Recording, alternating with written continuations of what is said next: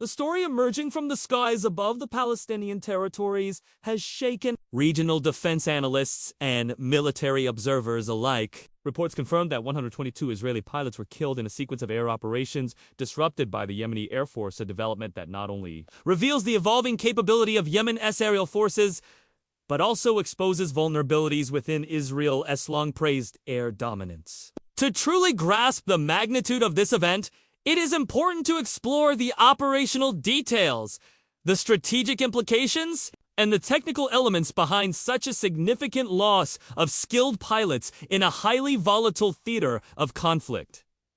Israeli air power has historically been regarded as one of the most formidable in the region, centered around advanced fighter jets like the F-15, F-16, and the stealth-capable F-35, supported by electronic warfare systems, drones, precision-guided munitions, and early warning radars. The training regimen of Israeli pilots is notoriously rigorous, with each individual representing years of investment, experience, and tactical knowledge. Losing over 100 pilots in the span of a single campaign is not just a military setback, but also a devastating blow to morale, operational capability, and the symbolic narrative of air superiority. Pilots are the backbone of modern air campaigns, combining human intuition with machine capability. And their elimination cannot be easily replace the Yemeni Air Force. Once dismissed as outdated and under-equipped, has demonstrated resilience and ingenuity over the past decade, gradually adapting to the realities of asymmetric warfare.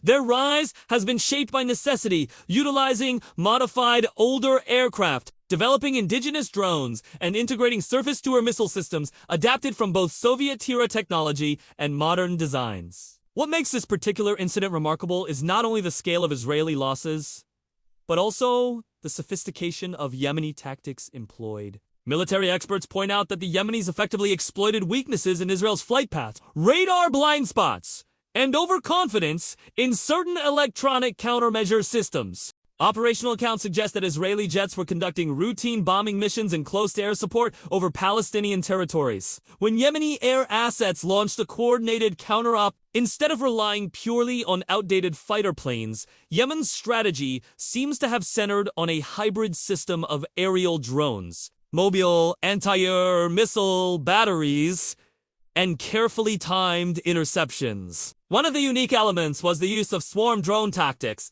which overloaded Israeli radar systems, forcing pilots into reactive maneuvers and exposing them to missile strikes. While Israeli jets are designed with advanced countermeasures, no system is invulnerable when faced with massed, multi-directional attacks guided by real-time intelligence. The precision and timing displayed by the Yemeni forces indicates significant advances in their command and control systems. Analysts note that their ability to coordinate drones, ground-based missile batteries, and manned aircraft in layered attacks reveals an organizational maturity not typically associated with small or resource-limited air forces. The fact that these operations unfolded inside contested Palestinian airspace adds another layer of complexity, as Israel is accustomed to dominating those skies with minimal resistance. By successfully conducting interceptions in such an environment, Yemen has signaled not only a defensive capacity, but also a new offensive reach from a technical standpoint. It is believed that modified surface-to-air missile systems played a central role in downing Israeli aircraft. Older platforms like the SA-2 and SA-6 have long been in Yemeni stockpiles, but they appear to have been upgraded with modern radar guidance, possibly incorporating off-the-shelf electronic components, GPS, targeting modules, and improvised tracking enhancements. This ingenuity mirrors broader trends in asymmetric warfare, where less technologically advanced actors manage to bridge the gap through innovation, adaptation, and unconventional approaches. Israeli pilots, though highly skilled, faced situations where countermeasures like chaff, flares, and electronic jamming proved insufficient against persistent multi-vector strikes. Another striking feature of this development is the human element. Each Israeli pilot lost represents not just a machine destroyed, but a critical repository of tactical knowledge. Unlike tanks, drones, or artillery, which can be replaced with industrial effort, experienced pilots are cultivated over years of training that includes simulated combat, international exercises, and live mission experience. Losing over 120 of them is comparable to severing an entire generation of combat leadership within the Air Force. It raises immediate operational challenges. Who will replace them in upcoming missions? How long will it take to rebuild that skill set, and what effect will this have on Israel's deterrence image in the region meanwhile? For Yemen, the psychological and political impact is immense. The Yemeni Air Force has long operated under constraints of blockade, limited resources, and international isolation. Yet it has now demonstrated the ability to inflict catastrophic losses on one of the most advanced militaries in the Middle East. This shifts the perception of Yemen from a beleaguered force fighting defensively within its borders to an actor capable of projecting influence beyond its immediate region. The symbolism of Yemeni pilots and commanders standing against Israeli jets resonates strongly across sympathetic populations in the Arab world, presenting a narrative of resistance against overwhelming odds.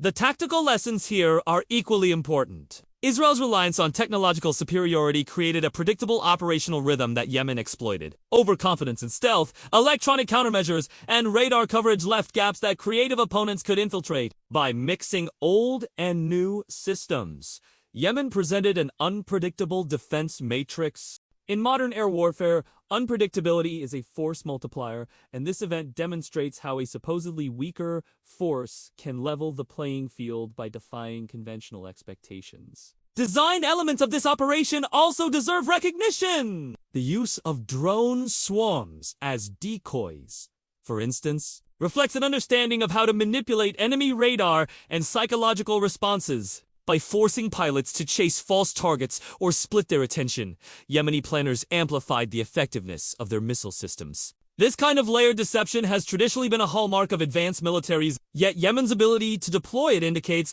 that knowledge-sharing, battlefield experimentation, and technological improvisation are raising their strategic game. In a sense, the Yemeni Air Force turned limited resources into unique selling points. Proving that innovation can offset lack of abundance, performance aspects of the Israeli jets also come under scrutiny. While the F-35 boasts stealth features and advanced avionics, stealth is never absolute, especially when faced with multiple sensor types working in tandem. Infrared tracking systems, human spotters, and radar from unconventional frequencies can compromise stealth. Similarly, older jets, like the F-15 and F-16, though powerful, are vulnerable if overwhelmed by simultaneous threats. What this episode illustrates is that no matter how advanced a platform may be, it is only as effective as the tactical environment in which it operates. Superior technology, when confronted with unorthodox tactics, may underperform in unexpected ways. On the geopolitical level, the incident reverberates beyond the battlefield. Israel's traditional deterrence posture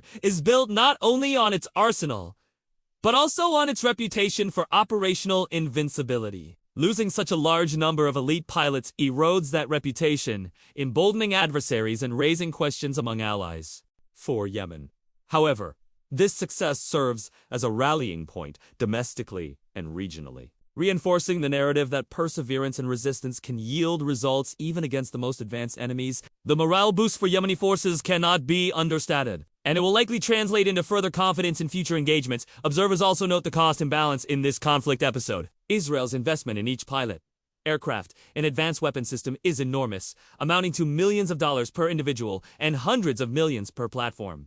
Yemen, on the other hand, relied on modified systems, low-cost drones, and locally engineered solutions. This asymmetry highlights a fundamental truth of modern warfare. Expensive systems are increasingly vulnerable to cheaper, adaptive solutions. The destruction of high-value assets by comparatively low cost means is a trend reshaping military strategy worldwide. And Yemen's success is a case study in this. The broader implications for air defense doctrine are profound. Nations observing these events will study how a resource-limited Air Force managed to turn the tables on a technologically superior opponent. Questions will be raised about the efficacy of pilot training, electronic countermeasure strategies, and reliance on stealth as a primary shield. In many ways, Yemen's achievement is less about the raw numbers of pilots killed, and more about the precedent it sets in reimagining how asymmetric actors can contest the skies. 4 countries seeking to defend themselves against larger air forces, This episode provides a blueprint of unconventional methods that can yield dramatic outcomes from a storytelling perspective. The clash captures the essence of modern conflict. A battle between advanced, heavily funded militaries and smaller forces driven by resilience and creativity. It underscores that wars are not won solely by budgets or equipment, but by adaptability, tactical innovation, and the human will to resist. The Yemeni Air Force, through this single campaign, has carved a place in military history by showing that even entrenched air dominance can be disrupted through determination and ingenuity. As analysts continue to unpack the technical details, the narrative will evolve, but the immediate outcome is clear. Israel has suffered one of its most significant Air Force losses in decades, both in terms of lives and operational confidence. Yemen, conversely, has marked a turning point in its military trajectory, presenting itself not just as a regional defender but as an innovator in the changing landscape of aerial warfare. The skies above the Palestinian territories have become a proving ground where the dynamics of modern air combat are being rewritten in real time, offering lessons, warnings, and inspiration to militaries and movements around the world.